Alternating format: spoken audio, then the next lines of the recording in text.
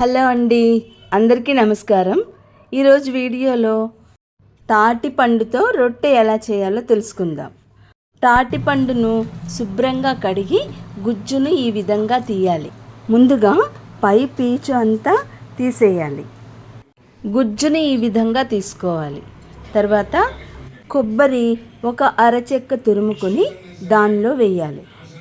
బియ్యం రవ్వ 2 గ్లాసులు వేయాలి. వేసి కలుపుకోవాలి. 1 కప్పు బెల్లం పొడి వేసుకోవాలి. సరిపోకపోతే కొంచెం వేసుకోవచ్చు.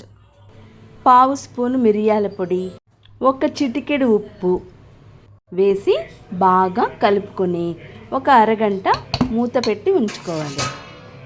అలా మూత పెట్టడం వల్ల పిండి నానుతుంది. తర్వాత ప్యాన్లో తగినంత నూనె వేసి ఈ పిండి అంతా దాంట్లో వేసేయాలి. వేసి సిమ్లో పెట్టి మూత పెట్టి ఉంచాలి. ఈ విధంగా సరిచేసి మూత పెట్టి ఒక 30 నిమిషాలు దిబ్బ రొట్టె కాల్చుకుంటాం కదా, అలాగా సిమ్లో పెట్టి మూత పెట్టి ఉంచాలి. సన్నటి సెగ మీద కాలుతూ ఉంటుంది. ఈ విధంగా తయారవుతుంది. ఇది చల్లారిన తర్వాత ముక్కలు చేసుకుని తినాలి. 2-3 రోజులు నిల్వ ఉంటుంది.